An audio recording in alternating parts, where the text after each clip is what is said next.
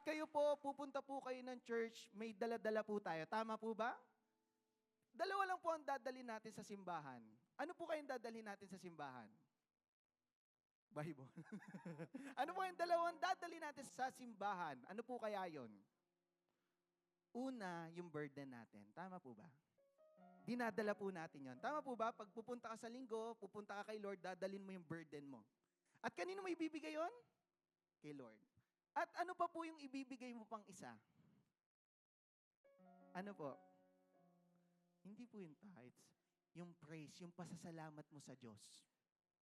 At kadikit na po yun sa lahat eh. Tama po ba yung pasasalamat? Dadalhin po natin. Amen po ba? At sino pong handa na mag-aral sa oras po na ito? Amen. At ito po ang pag-uusapan natin today, the unseen battle. Kayo po ba ay nakipaggera na? Hindi naman. Buti naman po. Sa kapitbahay, nakipaggera na po ba kayo? At gusto ko po itong umpisahan dito po. Ang sabi po dito, to win a battle, you must fight as if you are already dead. Kapag tayo daw po ay may battle na piniface, na ina-encounter, kailangan daw po hindi tayo half-hearted. Kailangan buo ang puso natin pag lumaban.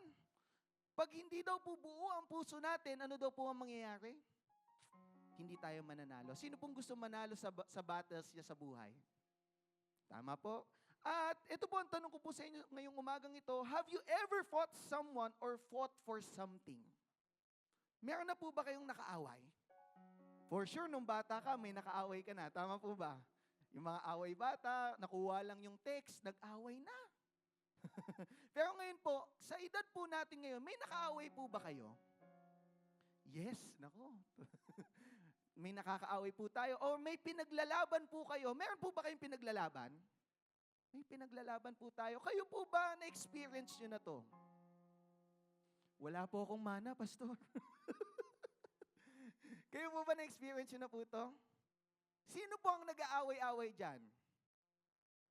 Nakakalungkot po, no, magkakapatid. Bakit po? Sa ano lang po ang paglalabanan nila? Material na bagay. At mawawala yung good moral, mawawala yung values, tama po ba? Dahil lang gusto makuha ang mana. Nag-aaway-away, di po ba? Bakit po ba nag-aaway-away ang tao? Why do we fight? Una, ano po yung unang sagot? Right, sa karapatan mo. Pinaglalaban madalas ng tao ang karapatan niya. Amen po ba? Karapatan ko to, pinaglalaban ko to. Ito yung ano ko, at minsan alam nyo po, yung karapatan na minsan mali na. Ano pa po? Self-defense, nakikipaglaban ka dahil sinaktan ka, babalik ka. Didepensahan mo ang sarili mo. At ano po yung sumunod? Conflict of beliefs. Sa panahon po ngayon, lagi pong may ganyan na. Ano po ang masasabi nyo sa divorce, mga kapatid? Ano po masasabi nyo? Talamak po yan sa social media, tama po ba? Yes or no? Ay, ang konti, nakakakabato ah. Yes or no? No. Bakit? Sino po nagsabi niyan? Si Jesus. Sinabi ni Jesus na hindi yan ang purpose na ginawa niya sa family. Na maghiwalay, hindi yun intend. Hindi gusto ni Lord yun. Amen po ba? Pero kapag tayo sa social media, pumunta ka, anong ipipilit mo? Ay, tama pala yung paniniwala ko. One time, nanood po ako sa video lang sa FB. At kilala niyo po ba si Papa Jack? Si Papa Jack, sikat sa radyo. At alam niyo po, sabi nila, ang mga tao daw ngayon, kapag may naramdaman, i-justify daw nila yung feelings na yon sa social media. Tama po ba? At pag nahanap nila sa social media, yung mga peers nila, yung mga katulad nila, napatunayan na nila na tama sila. Nakakalungkot po, no? Ito ang tanong. Ito po ang paniniwala ko. Pwede mo lahat gawin. Pero ang tanong, magugustuhan ba ng Diyos? Pwede mo lahat gawin. Ang tanong, magugustuhan ba ng Diyos? Ano po ang dapat nating gawin? Yung gusto ng Diyos. At ano po ba? Emotional trigger. Nag-aaway daw po, nakikipag-away daw ang isang tao kapag na-trigger yung emotions niya. Kapag yung mga na-experience niya dati, na-feel niya ulit, makikipag-away siya. Ay, binastos ako nito. Naku, aawahin ko to. Ganun daw po, natitrigger yung emotions natin. At ano pa daw po? Asserting power or control. Nakikipag-away tayo kasi gusto natin ng posisyon. Gusto natin tayo yung top. Gusto natin tayo yung may kapangyarihan. Diyan daw po tayo nakikipag-away. At alam niyo po, ito po ang paniniwala ko. Every day, we find ourselves on the front lines of an ongoing battle. Sino po dito sa oras na ito, may problema siya? May nilalaban siya.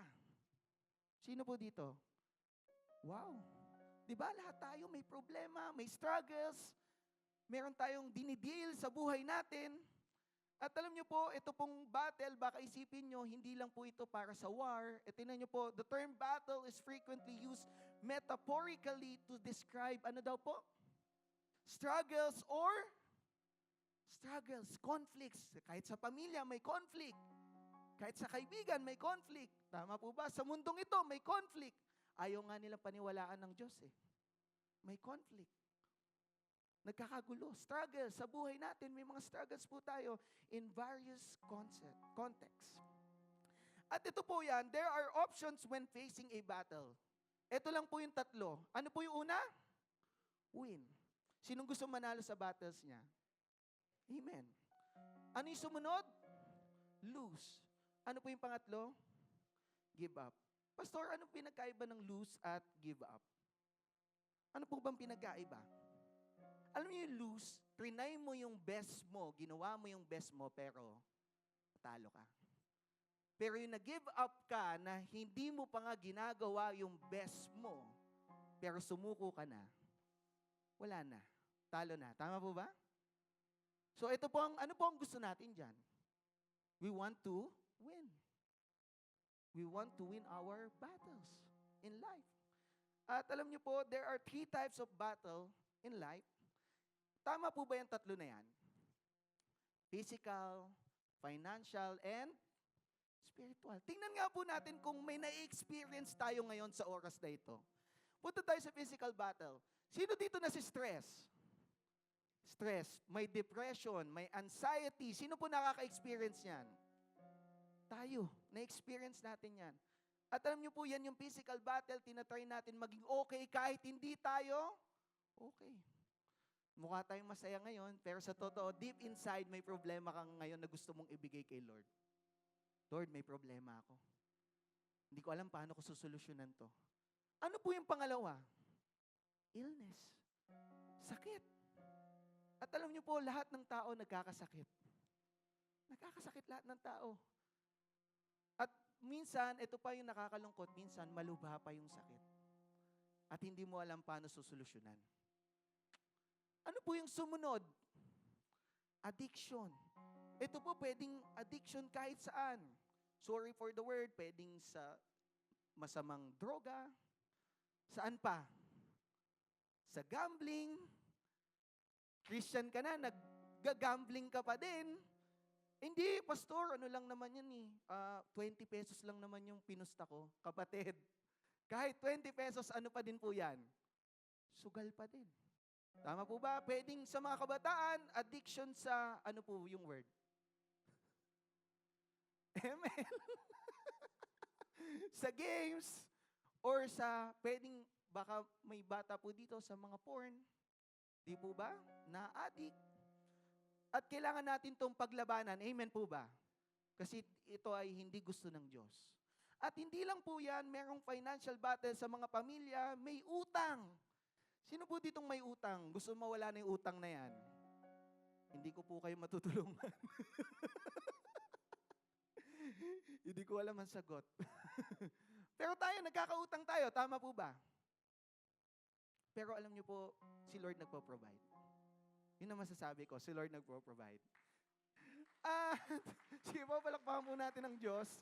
At hindi lang po yung debt, ano pa po, market and professional competition. Gusto mo sa posisyon na to, gusto mong maging maayos ang buhay mo, nakikipag-compete ka. At syempre, sa panahon po na to, madami nang magagaling. Tama po ba? Ang dami nang cum laude sa panahon na to eh. Ang dami po. So, ang dami nang magagaling sa mundong ito. So, kapag hindi ka magaling, ano po mangyayari? Wala kang trabaho. Tama po ba? Wala kang trabaho. Saan ka mapupunta? Sa mababang posisyon or sweldo. Tama po ba? Financial freedom. Sumunod po, financial freedom. Gusto natin tayo, malaya tayo. Sino dito yung gusto yung bibili siya, hindi niya natitignan yung bilang? Tinan mo yung mga magulang, no? Yes, amen. Gusto ko yun, pastor, na hindi na ako titingin, kukuha na lang ako, maglalagay na lang ako. Alam niyo po ba, pangarap ko din yun? Pero ngayon po, nagka-calculator pa po.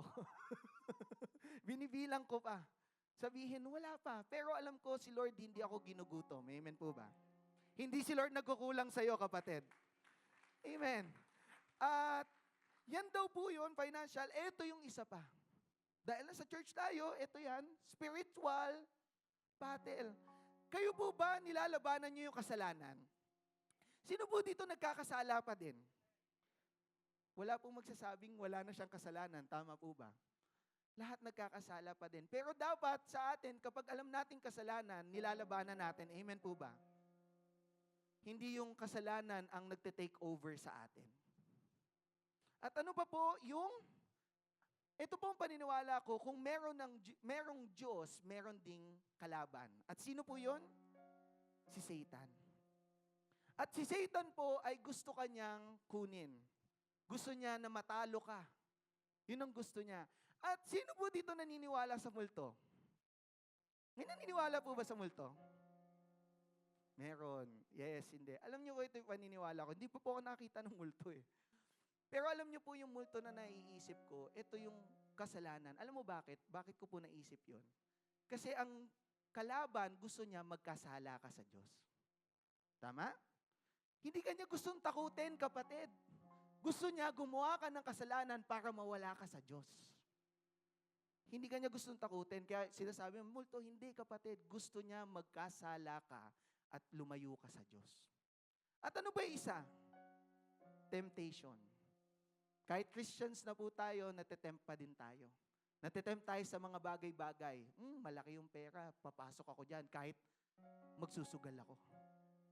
Natitempt pa din ang tao. At alam niyo po, saan madalas natitempt ang tao? Saan po madalas? Pera. Tama, mali. Kahit alam na nating scheme, alam na nating mali, alam na nating may madadaya dyan, may mahihirapan dyan, gagawin pa din natin kasi gusto natin ng nakakalungkot po no, natitempt. Kung hindi naman natitempt sa pera, saan yung isa? Sa pag-ibig. Sa katawan. Tama po ba? Ganun na nangyayari sa tao. At ito po yan, what if the battle is unseen? Paano kung yung battle na dinidil mo ngayon, hindi mo nakita, kapatid? Unseen. Ano po ba yung unseen? Not seen or perceive. Hindi mo na foresee. Hindi mo nakita na darating yung problema na yon. Hindi mo alam. Bibigyan ko po example na hindi nyo alam. Bigla ka na lang magkakasakit bukas. Tama, di ba? Hindi mo nakita. Akala mo okay ka ngayon, kumakain ka. Bukas may sakit ka na. Unseen. Bibigyan ko po example. Okay ka ngayon, bukas di mo alam, wala ka na, kay Lord ka na. Unseen. Hindi mo nakita. At ito po yan, ito po ang paniniwala ko, it's hard to fight a battle that you can't perceive. Hindi mo, mahirap lumaban sa isang battle kapag hindi mo siya nakikita or hindi mo siya nakita. Di ba? Ang hirap. Ang hirap labanan kasi hindi mo alam kung ano ang solusyon. Hindi mo alam kung ano yung magiging solusyon mo sa problema mo ngayon. Hindi mo alam. Hindi mo alam kung anong pwede mangyari. Unseen battles is bound to happen. Alam mo, yan po ang paniniwala ko. Habang buhay ka dito sa mundong ito, pwede po itong mangyari. At gusto po nating ready tayo. Amen po ba? Gusto natin maging ready. Sino pong gusto maging ready? Sa battles na yan. Sa unseen battles na yan. Kilala niyo po ba ito? Kilala niyo po ba si King Jehoshaphat? Siya po ay King of Judah. Siya po ang naghahari po noon. At alam niyo po, si King Jehoshaphat po ay ito. Jehoshaphat is remembered as a king who sought to lead his people in faithfulness to pambira. Ito daw yung king na Alam niyo po, nililid niya yung tao maging faithful kay Lord. Wow, napakaganda po, tama? Faithful na kay Lord. Maayos. Obedient and in obedience to His. Sinusunod yung mga commandments ni Lord. Maayos, okay naman si Jehoshaphat. Kasama naman niya ang Diyos. Sino po kasama ang Diyos? Kasama natin ang Diyos. Okay naman yung buhay natin. Christian tayo. Tama yung ginagawa natin sa buhay natin. Pero one day, ito po yung nangyari kay King Jehoshaphat.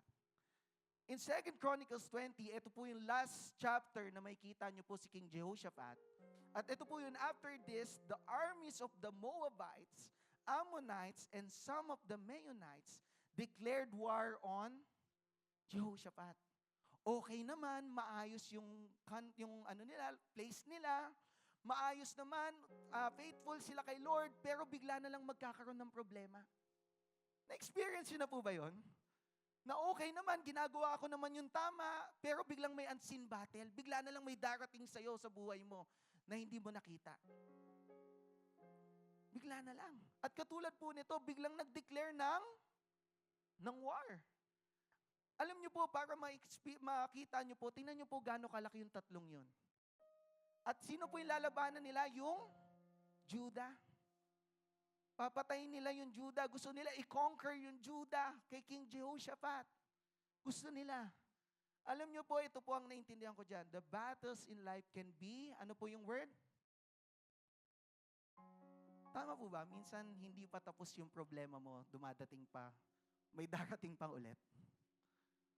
May current battle ka, pero may darating pa ulit. May kasunod na.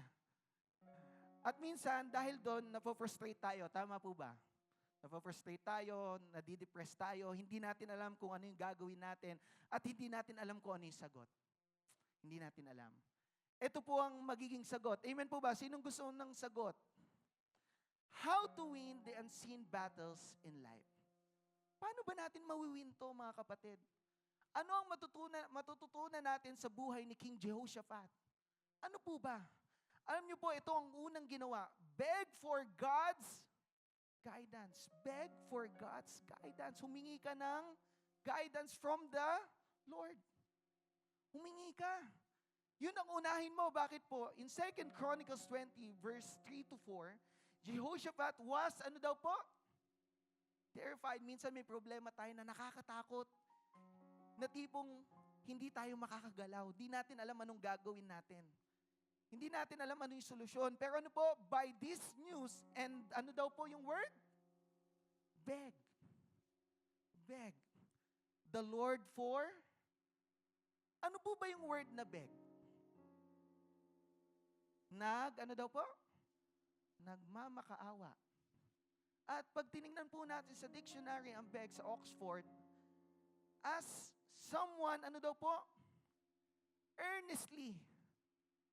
Hinahabol mo, and ano daw po? Kailangan mapagkumbaba. Kailangan hindi ka humingi, pero mayabang ka pa. Lord, pengi dapat mo ko bigyan. Hindi ganon. Tama po ba? Lord, pwede niyo po ba akong bigyan? Ganon daw po yung feeling, at alam niyo po, pag narinig ko yung beg, ito po yung naiisip ko. Tama po ba? Na-experience yun na po ba yan na humingi ka kasi walang-wala ka? Alam mo yung walang-wala ka, hindi mo alam yung solusyon Lord. Parang ito po nai-imagine ko si King Jehoshaphat. Ulitin ko po ano po siya? King. Pag king ka, di ba may power ka, may position ka? Tama po ba? May power ka, may position ka, may wisdom ka na kasi king ka na Pero bakit, tingnan nyo po, kailangan pa din niya ng guidance from the Lord. Sabihin, sa panahon po natin, kahit tayo ay high and mighty, we need the guidance of God. Kahit sabihin mong magaling ka, malakas ka, wala, kailangan mo pa din ng Diyos. Amen po ba? Kailangan mo ang Diyos. Kailangan mo, kapatid, kahit anong sabihin mo, kailangan mo ang Diyos. At saan po ba nanghihingi ang tao? Ano po ba ang hinihingi ng tao madalas? Ano po ang hinihingi ng tao? Saan nagbe-beg ang tao? Saan po? Madalas na nanghihingi ang tao. Saan po? Ayaw natin mag-beg kay Lord. Pero ano yung hinihingi natin? Sige nga po. Ayaw natin kay Lord. Ano po hiningi natin? Una, ano po? Tama po ba yan? Madalas ang tao, ito ang solusyon. Magbe-beg siya ng money. Pwede mo ba akong pautangin? Pwede mo ba akong bigyan? Mas madali sa kanya kaysa humingi siya ng guidance from God. At hindi lang money, ano daw po, yung nag-cheat na nga sa'yo eh. Gusto mo pang habulin? May ginawa na ngang mali. Nagbe-beg ka pa din ng love. Si Lord, mamahalin ka ng buong buo, kapatid. Mas mahal ka ni Lord. Yan ang masasabi ko sa'yo. At hindi lang, ano pa daw po? Pag yan nakuha mo yung sympathy, madali na magbigay sa'yo. Tama? Ito daw po yung madalas na hinihingi ng tao. At alam niyo po, we beg because we have nothing. We beg because we have nothing. Nabibeg tayo kasi, Lord, kahit si King Jehoshaphat, hindi ko alam, Lord, ano yung magiging answer sa problemang ito, sa battle na ito. At ikaw lang ang magbibigay ng sagot. Ikaw lang. At tingnan niyo po ano yung ginawa, bakit nothing? Tingnan niyo po in Jehoshaphat was terrified by this news and begged for the Lord's, guidance. He also ordered everyone in Judah to begin. Pag nagpa-fast tayo, ano po ba ang meaning nun? Na Lord, hindi ko kayang mabuhay kung wala ka. Nothing. Tama po ba? Wala ako kung wala ka, Panginoon. Nothing. Lord, nagmamakaawa ako sa'yo. Kaya alam niyo po, ito po matututunan natin. Una, begging for God's guidance is the foundational step. Ito yung pundasyon na kailangan natin gawin pag may battle tayong na-encounter to winning a battle. Para manalo ka sa battle na yan, kapatid, huwag mo munang isipin yung solusyon. Unahin mong manghingi sa Diyos. Unahin mong lumapit sa Diyos at doon ka sasagutin ng Diyos. At how to win the unseen battle, ano po ba ang pwede natin gawin? Ito po yan. Have confidence in, kailangan confident ka kay Lord. Kailangan yung confidence mo na kay Lord. Kailangan nagtitiwala ka kahit sa tingin mo imposible. Imposibleng masagot, imposibleng mangyari, hindi, magtitiwala ka sa Diyos, kapatid. Tingnan niyo po ito. Ito yung pinakamagandang sinabi ng Diyos. But you will not even need to, ulitin po natin but you will not even need to, anak, hindi ka lalaban, ako bahala sa'yo. Ako bahala sa'yo kung ano na-experience mo ngayon. Kasama mo ko. Ako lalaban para sa'yo. Sarap po nun, no? Hindi mo kailangan lumaban. Ako na lalaban para sa'yo. At ano po sabi? Take your positions. Then stand still and watch the Lord's victory. Wow! Ang sarap makita po nun, no? Na magiging victorious tayo sa buhay. Na meron tayong victory na nanggagaling kay Lord. Napakaganda. He is, with you, O people of Judah and Jerusalem. Do not be afraid, kapatid. Kung may problema ka ngayon, huwag kang matakot, kasama mo si Lord. Or, huwag kang malulugmok. Huwag kang panghihinaan ng loob. Kaya mo yan. Kaya mo yan. Kasi hindi mo kailangan ng tao, kailangan mo ang Diyos. Ito po, madami sila. Tama? Judah to eh. Madami sila eh. Pero hindi nila kailangan yung tao, ang kailangan nila. Sino po? Si Lord. Go out against them tomorrow, for the Lord is with you. Wow. The Lord is with you. At alam niyo po, nung inaaral ko to, pinag-iisipan ko po ito po yung natutunan ko. They have a choice to believe or... Kasi bakit ko po nasabi to? Alam niyo po, sa verse na yan, ito po ay sa verse po na yan, meron pong tao ang nagsalita niyan na in-inspire ng Holy Spirit. Ulitin ko po may tao. So, hindi nila si Lord mismo sabihin sa tao, nag-use si Lord ng tao. So pwede silang maniwala or hindi. At ikaw din kapatid, pwede kang maniwala o hindi sa panahon na to na sinasabi ko sa iyo na pwede mong kasama si Lord. Pwede kang maniwala o hindi. Naku, hindi yan pastor, hindi masasagutan yan. Hindi ko alam paano ko gagawin. Pwede kang maniwala o hindi. Sa oras na ito. Pwedeng kung anong gusto mo. Pwede.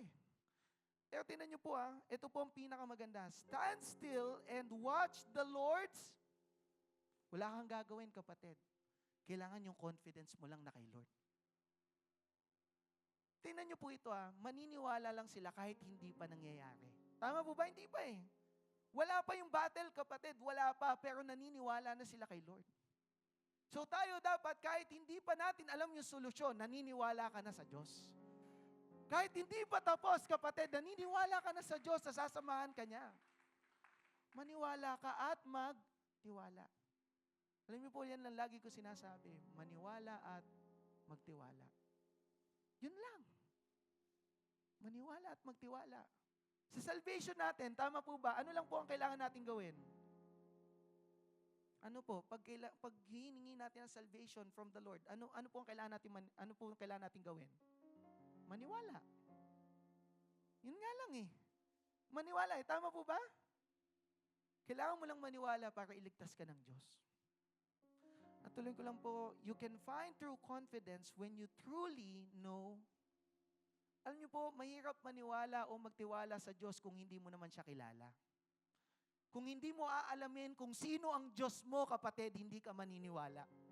Hindi ka maniniwalang kaya niya magpagaling ng malubhang sakit kung hindi mo nabasa o nakita. Kung hindi mo siya kilala. Tama po ba? Hindi ka maniniwalang nagpo-provide ang Lord kapag wala kang nakita at wala kang nabasa sa Biblia. Kaya kailangan mo makilala ang Diyos. Amen po ba? Kailangan mo siya makilala. Kasi hindi ka magtitiwala sa isang tao nang hindi mo siya kilala. At hindi ka din magtitiwala sa isang Diyos kung hindi mo siya kilala. Kaya kailangan mo siyang kilalanin, kapatid. You can find true confidence when you truly know God. At tingnan niyo po, placing your confidence in God will never be, ito pong statement na ginawa ko po ito, papatunayan ko po sa inyo na hindi masasayang yung paniniwala mo sa Diyos. Yung confidence na binigay mo kay Lord, hindi masasayang. At papatunayan ko po sa inyo yan. At ito po ang huling kailangan nating gawin, kapatid. Ano po? Tatlo lang. Ano po yung una nating kailangan pag may battle tayo? Beg for Lord's guidance. Tama po ba? Ano yung pangalawa?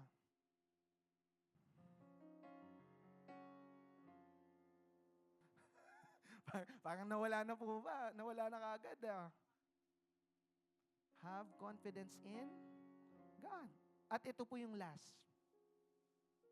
Dali lang, tama po ba? Tingnan nyo po. In verse 18, then King Jehoshaphat bowed low with his. Di ba pag may gera, ano po ang gagawin nyo kapag may gera?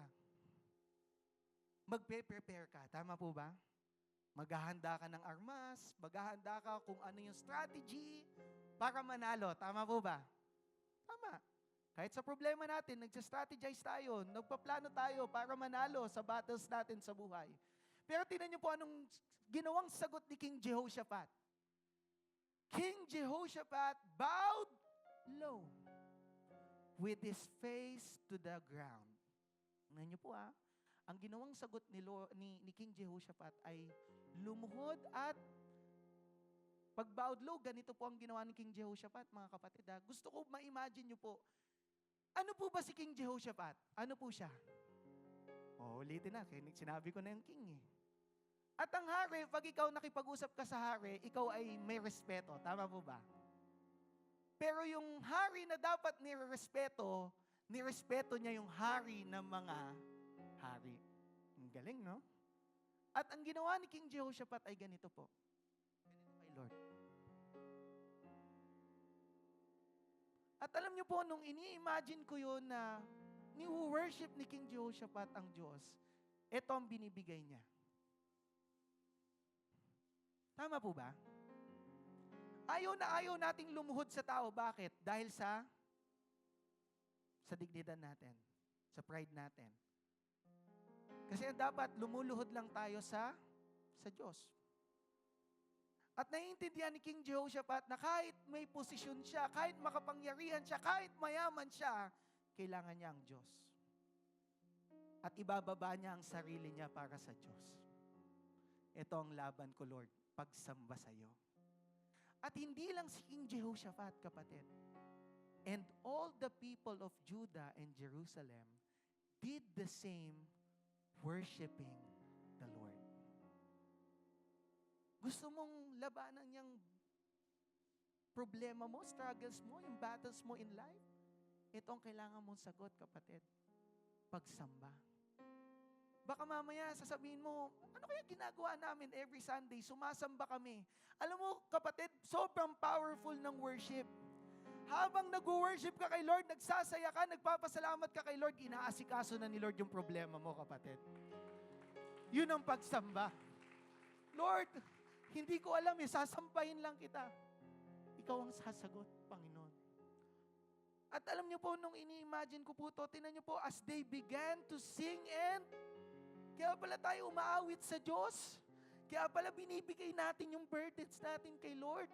Yung pasasalamat natin sa Diyos, dinadala natin every Sunday. The Lord said, tingnan niyo po as they began to sing, yun lang ginawa nila, kumanta lang siya, umawit sila. At tingnan niyo po ang sagot, the Lord set ambushes against the men. Si Lord na ang umaasikaso, si Lord na ang gumagawa. At tingnan niyo po sa gera, ikaw lalaban ka, ito ang gamit mo.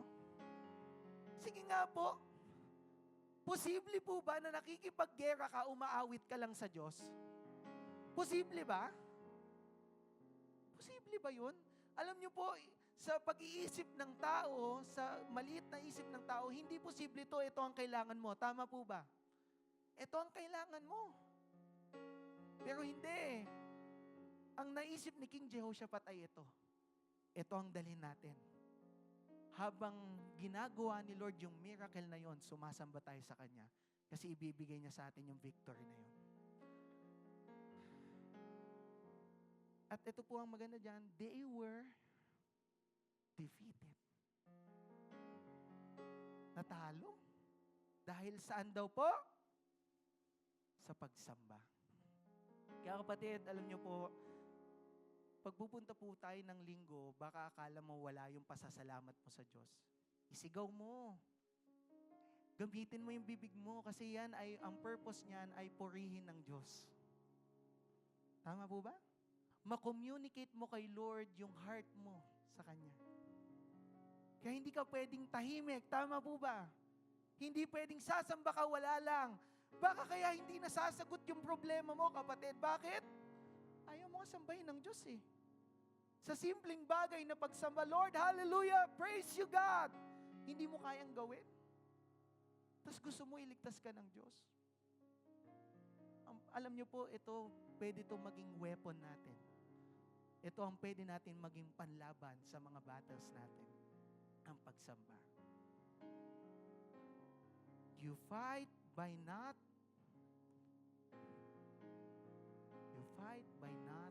fighting. Lalaban ka nang hindi ka kailangan lumaban. Si Lord na ang bahala. Tingnan niyo po, when all the surrounding kingdoms heard that the Lord, nanalo na. At syempre, naging matunog sa lugar na yon. When all the surrounding kingdoms heard that the Lord Himself had fought against the enemies of Israel, the fear of God came over to them. Natakot na. Yung mga neighboring kingdoms, natakot na. Bakit? Kasama nila si Lord eh. At alam niyo po ito maganda. Ano po sabi ko kanina sa spiritual battle? Meron tayong kalaban. Tama po ba? At matatakot yung kalaban kapag alam ng kalaban na kasama natin si Lord. Kung alam ng kalaban, ulitin ko po, kung alam ng kalaban na kasama natin si Lord. Kasi baka mamaya, sa isip mo lang nakasama mo si Lord, pero hindi mo pala talaga kasama si Lord. So Jehoshaphat's kingdom was at peace. Wow. Wala nang lumaban eh. Okay na. For his God had given him rest on every side. Yan ang gusto natin, tama po ba? Na kahit may problema tayo, may joy tayo. Kahit may anxiety tayo, may joy tayo. Kahit may problema tayo, may joy tayo. That transcends all understanding. Amen po ba? At ito po ang masasabi ko, the battle belongs to God. Kapatid, kapag baka inaantok ka ngayon, nahihirapan ka, ito lang ang sasabihin ko sa iyo, kapatid. Kapag may na-encounter kang unseen battle or battle sa buhay mo, ito lang yung aalalahanin mo. The battle belongs to God. Itong 5 daliri na to. Amen? The battle belongs to God. Kaya pag ikaw, naalala mo, Lord, may problema ako, ito yung itataas ko. The battle belongs to God. Sasambahin kita, Panginoon. At gusto ko patunayan po sa inyo itong experience na to. May papapanood po ako sa inyo. Hello po, happy Sunday po sa lahat. This is Tana Villarta po from Praise and Worship Team.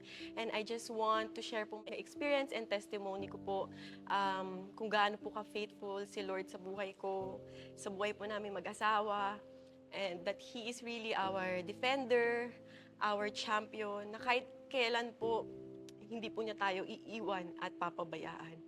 So, ayun nga po, May 6, nagpatakbo po ako sa emergency room dahil po sa severe abdominal pain na talagang hindi na po ako makatayo sa sobrang sakit po niya. And that night din po, naoperahan po ako kasi sabi po baka sumabog na po yung appendicitis kasi all the symptoms po ng appendicitis ay nasa akin. So, naoperahan din po ako agad. And while nasa operating room na po ako, knowing na appendicitis po siya, na alam ko po na appendicitis, alam po namin lahat na appendicitis lang po. After 30 minutes, tinawag po yung family and relatives ko po and yung asawa ko po. And sabi nga po na may nakita po yung doktor na sumabog po na cyst sa 2 ovaries ko po. And yun po pala yung pinaka-reason ng severe abdominal pain ko. And nadamay na lang po yung appendicitis ko, kaya po rin siya sumasakit. Pero grabe po yung pag-iingat ni Lord sa akin kasi alam niya po kung paano po ako mag-isip. Alam niya po na kung alam ko po beforehand yung regarding sa cyst, baka po hindi po mag-normal yung vital signs ko. Kasi po, na-anxiety ako, di ba po? Baka po maisip ko na cancerous na po siya, magkaka-baby pa po ba ako, masisave ba yung ovaries ko. Alam po ni Lord na hindi ako magiging okay before po ng operation. Kaya alam ko po na hinayaan ni Lord na malaman ko na lang na appendicitis lang po yung reason bakit po ako operahan. Para at peace pa rin po ako while nasa operating room, bago po pumasok ng operating room. Kaya grabe po yung pag-iingat ni Lord sa akin. Simula una pa lang po, grabe na po yung pag-iingat niya sa akin. Hindi niya po hinayaan na maisip ko po yun, na malaman ko po yun. And isa pa pong miracle po doon, na kahit sumabog po yung cyst, hindi po siya cancerous, hindi po siya dumikit po sa lahat ng ibang organs ko. At pinaka-importante po doon, na-save po ng mga doctors yung ovaries ko, kaya magkaka-baby pa po ako. Kaya grabe po talaga si Lord. Grabe po siya gumalaw. Indeed po, He is a miracle working God. Kahit kailan po, kahit unforeseen po yung battle na yon, hindi po namin alam. Iningatan po ako ni Lord. Iningatan po kami ni Lord. Grabe po talaga. At isa pa pong miracle po doon, syempre after po ng operation, major operation po siya. 5 hours po ako inoperahan. Hindi ko po kinailangan ng blood transfusion. Grabe po talaga pag-iingat ni Lord sa akin. And ini-expect na po namin na malaki po yung babayaran namin sa ospital dahil nga po major operation po siya. 3 po yung mga doctors ko na nag-opera po sa akin. And may estimation na rin po kami kung gaano po kamahal iyon. Pero grabe rin po mag-provide si Lord. Pati po dun, nag-provide po si Lord. Na iniisip na po namin na mahal yung babayaran namin. baka po magkautang po kami, pero nag-provide po si Lord. Na-cover po siya lahat ng MaxiCare ko, ng health card ko. May natira pa po. 'Di ba? Grabe po. Alam ko po na si Lord lang po may kakayanang gumawa po noon. Mag-provide po para sa amin. Kaya na-cover po siya ng lahat ng health card ko. Maraming salamat po kay Lord. At tunay nga po na tapat po siya. Hindi niya po tayo papabayaan. He works in mysterious ways po. Kaya tinetestify ko po ito sa lahat po sa inyo para alam po natin na andyan lang po si Lord sa tabi natin, na kahit kailan hindi niya po tayo papabayaan. Kahit hindi po natin siya nakikita, nandyan lang po siya para sa atin. And I just want to take this opportunity po to thank all of my family po, friends, relatives, churchmates po, and sa asawa ko po, sa in-laws. Maraming salamat po sa lahat po ng tulong nyo, sa prayers nyo. Hindi po namin makakaya nang wala po kayo. Kaya maraming salamat po. And lastly po, lahat po ng pasasalamat, all glory po and honor ay sa ating pong Panginoon. Thank you po. Thank you, Lord. I love you, God. Maraming salamat po. Amen. So nakikita niyo po gaano kalapit nitong sermon na to sa akin.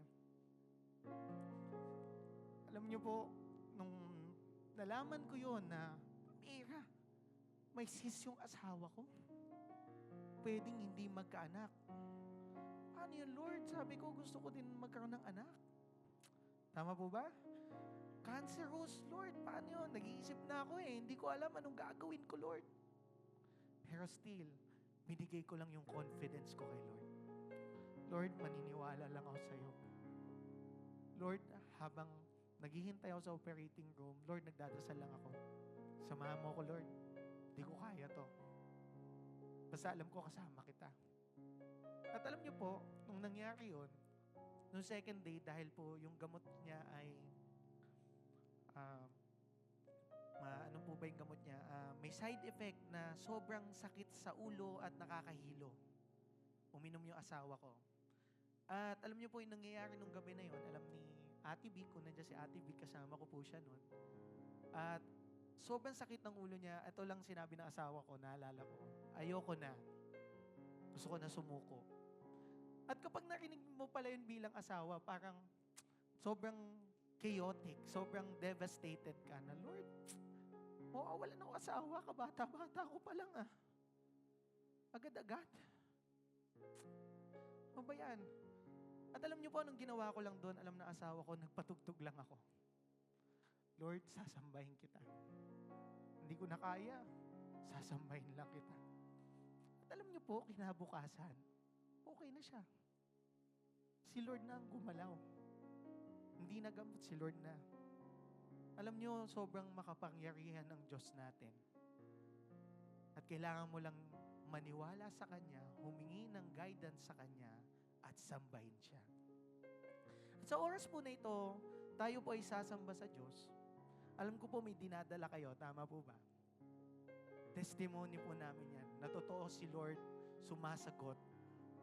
At kung ikaw may problema ka, may dalahin ka, may pasasalamat ka, gusto ko po sa oras po na to, sasambahin natin ng Diyos ng buong puso. Tama po ba? Buong puso. Ibibigay mo kay Lord ang lahat. Kung gusto mo ng sagot, ibigay mo kay Lord ang lahat. Amen po ba? Tumayo po tayong lahat. At i-ready natin ang puso natin sa pagsamba sa Diyos. Hallelujah. Let us continue to worship our God. He's the one fighting our battles. Lord, we will see a victory in you, for you are our working miracle, God. Hallelujah. The weapon may be formed, but it won't prosper. When the darkness falls, it won't prevail. 'Cause the God I serve knows only how to triumph. My God will never fail. Yes, I know, 'cause my God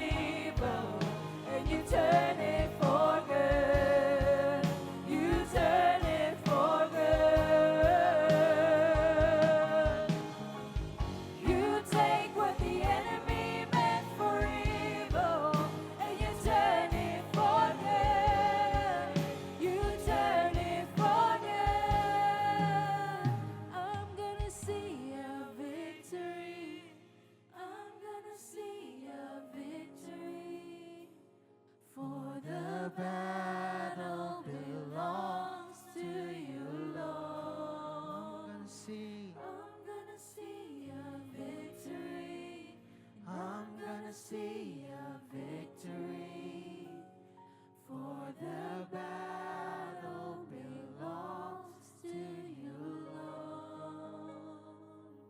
For the battle belongs to you, Lord. Kapatid, sa oras na to, tayo po ay magkukomunyon. Pero bago po tayo magkomunyon, sino po dito may dinadala sa oras na ito? May problema siya. At gusto ko po ituro po ito sa inyo.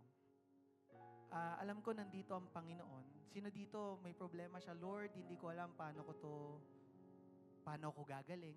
May sakit ako, maluba sakit ko. Ano po ang dapat kong maging sagot? Lord, may utang ako. Ano po ang dapat kong maging sagot? Alam niyo po, para gawin ni Lord yon, tayo ay kailangan sumamba sa Kanya. Tama po ba? Basa natin itong salita ng Panginoon. Kapatid, gusto ko kausapin mo muna ang Diyos. Kasi sayang Ito yung opportunity na natin na magawa ito nang magkakasama katulad ng Juda. Tama po ba? Na ginawa nila na sama-sama sila at sinagot sila ng Diyos. At kung ikaw yung tao na yon na may dalang-dalang problema, burden sa oras na ito, pwede ka bang, kung kaya mong lumuhod ka sa Diyos. Kung kaya mong lumuhod ka sa Diyos. Tingnan niyo po si King Jehoshaphat, hari siya. Pero kaya niyang lumuhod para sa Diyos. Kung kaya mong gawin, kapatid, sa oras na to, pwede mo po bang gawin? Kung kaya mo, hindi kita pinipilit. Gusto ko tunay na pagsamba to. Gusto ko tunay na pagsamba to na ibibigay mo sa Diyos. Lord, hindi dahil sa position ko, wala ito, Panginoon. Hindi dahil okay ako, Panginoon, hindi. Gusto lang kitang sambahin, Panginoon. Gusto ko lang ibigay yung puso ko sa iyo, Panginoon. Gusto ko, Lord, na samahan mo ko sa buhay ko. Ito yung pagsamba ko, Panginoon. Ito yung gagawin ko. Ito ang gagawin natin, kapatid. At sambitin mo sa Diyos ang pagsamba mo sa Kanya. Sige po, sambahin mo ang Panginoon. Kung kasalanan man yan, gusto mong lumaya ka sa kasalanan, gusto mong lumaya ka sa mga problema mo, sambahin mo ang Diyos. Lord,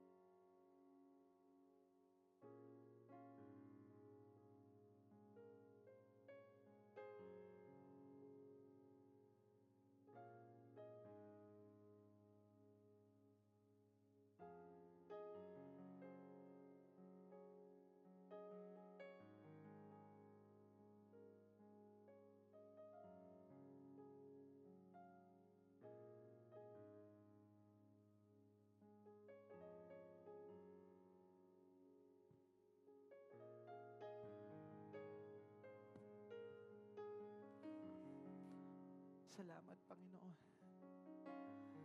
Salamat sa presensya mo, Panginoon.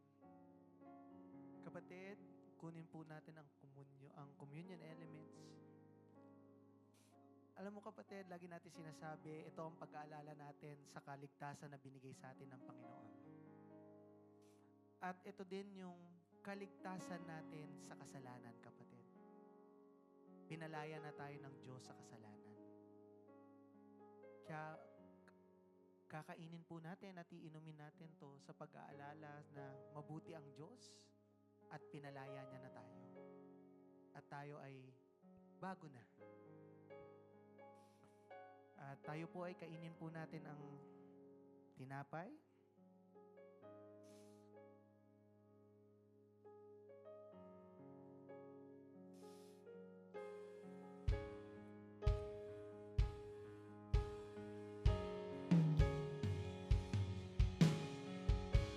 At inumin po natin ang juice. At sambahin po natin ang Panginoon. Hallelujah. Let us continue to worship the King of Kings. Can we just lift our hands today? Hallelujah. Lord, we lift you up. We lift you higher and higher, oh God. Oh, be lifted higher. Higher. Be lifted higher. Jesus, you be lifted higher. Higher. Be lifted higher. Jesus, you be lifted higher. Higher. Be lifted higher. Jesus, you be lifted higher. Higher. Be lifted higher. Let our King be lifted high. Let our King be lifted high. Let our King be lifted high. Let our King be lifted high. Oh,